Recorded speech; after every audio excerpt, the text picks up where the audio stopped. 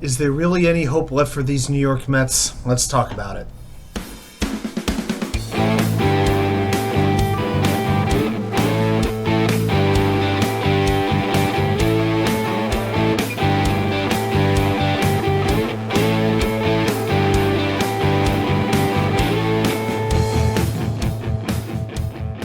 And well, welcome back to New York Sports Wicker Media. I'm Watu-K99. Thank you, as always, for taking the time to watch these videos. So, the New York Mets have now played 71 games in the 2023 season. They are 33-38.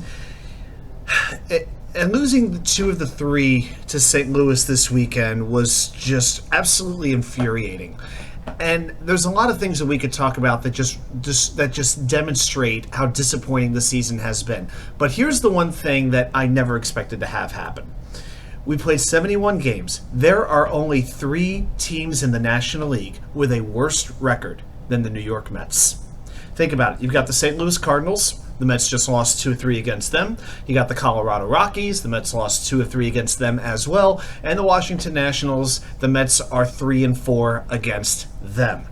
So the Mets are 5.5 games back of the 3rd wild card spot, but they have to pass 5 teams in order to get that wild card spot.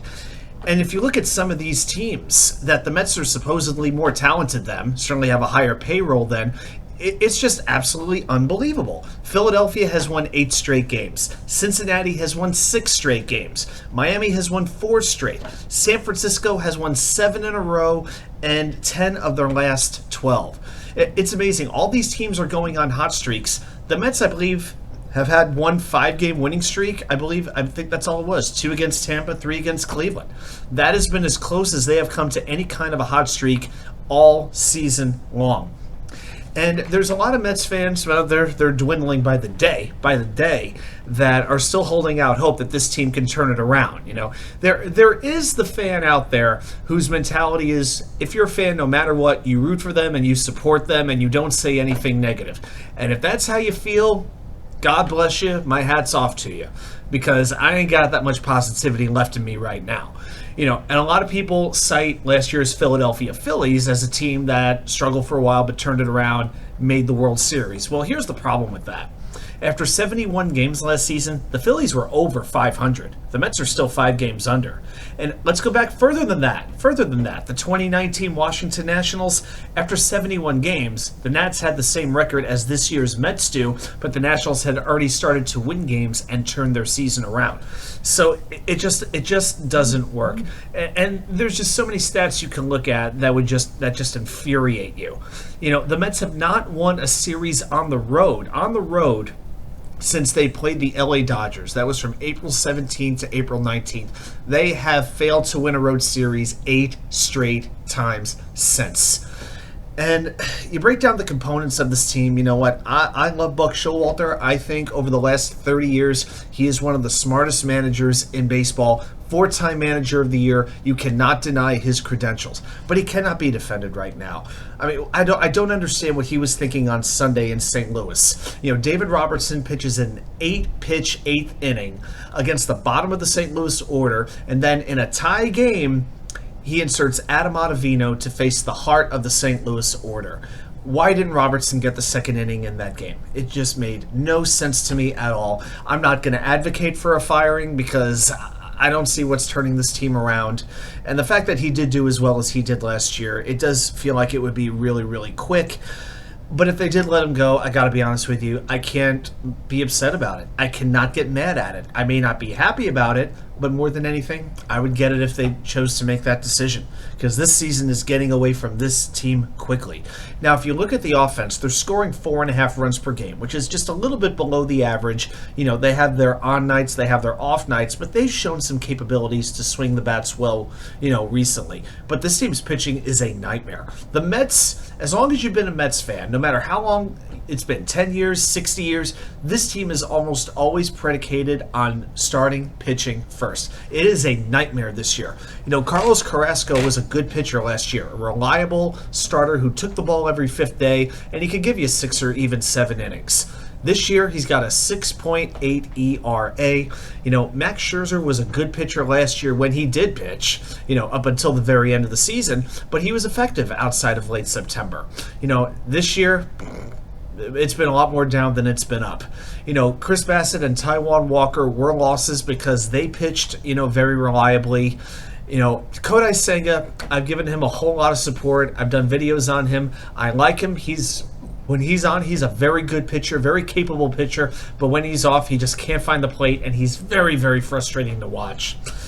I'm actually going to give you two injuries that were devastating to this team. Now, we knew Edwin Diaz, when he went down, what a loss that would be. I mean, could you imagine if Diaz was in that spot in the ninth inning, facing the St. Louis order? I don't think Arenado's hitting that home run. A lot less likely of a chance.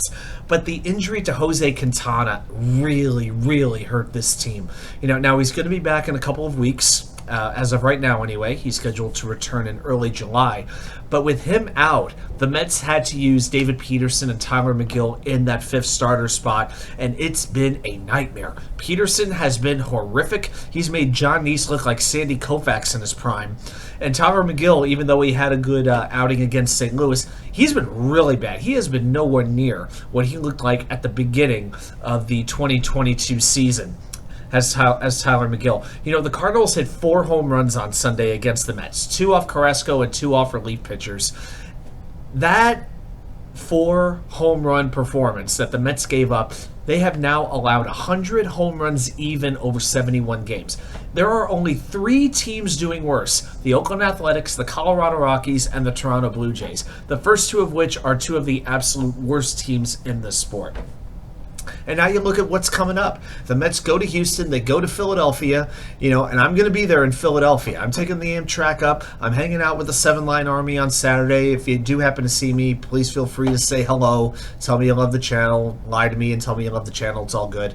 But really, I'm going into this series with this mindset for these games that I go to. I'm going in like I'm going to a pro wrestling event, where I'm going in to let out all my frustrations on both teams in this case, but really on the Mets, because I do plan to be booing. I do plan to make a bunch of sarcastic, offhanded remarks. I'm really going to express my disappointment, because as of right now, I don't have plans to go to another game. Why would I waste my time and money on what is probably the most disappointing Mets team since maybe 1992, the worst team money can buy, with Vince Coleman, with Bobby Bonilla, Eddie Murray, Jeff Torborg at manager, Brett Saberhagen, a very young Todd Hundley, all these different guys, all of these guys who for that year were absolute stiffs. This is as underachieving a Mets team as we have seen in 31 years. And I'll be honest with you, I didn't expect the Mets to win the division. I never thought they were in Atlanta's class. I didn't think they were going to beat out Philly, because Philly had such a good offense. But I figured this would be a team that would get the last wild card spot and then hopefully make a run, because cliche as it sounds, all you got to do is get in the tournament and anything can happen. But right now, like I said, there are 5 teams to pass just to get the 3rd wild card spot. When you have teams like Miami, Cincinnati, Pittsburgh, San Francisco going on runs over the course of the season, showing some heart, showing some desire with far less talented rosters, and they're doing what they're doing, but the Mets can't get on a hot streak. It is unbelievable. Even the Oakland A's had 7 wins in a row at one point. The stinking Oakland, soon-to-be Las Vegas A's did that. And the fact that the Mets can't seem to put a stretch together of hot baseball where everything is just clicking like a week or 2 weeks, it is damning.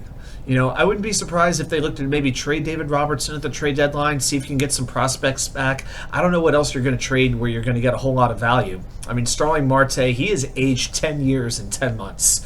He still has a couple years to go on his contract. I don't think he's going anywhere. I don't know who would actually want Scherzer or Verlander, and to take on their contracts. I can't think of too many teams that would want that. But if nothing changes, I would say by the All-Star break, the Mets really have to look at selling and selling players off. And how much confidence do you really have in Billy Epler being able to do that effectively? I don't think there's a single Mets fan who has confidence in Billy Epler. David Stearns cannot get here fast enough from Milwaukee. Let him run the show. Let him do what he has to do. Let him bring in his own manager, his own staff. At this point, this isn't working, and some things need to change. So I don't have a whole lot of hope right now left for this Mets team, but they are facing some teams very soon who are in the playoff race right with them. They're facing, I mentioned Philadelphia, but they're facing San Francisco, San Diego, Cincinnati, teams like that over the next few weeks. They have an opportunity to jump some teams in the standings. They got to get on it, and they got to get on it fast. Well, thanks everybody for watching. I'll see you right back here once I'm back in the wicker chair.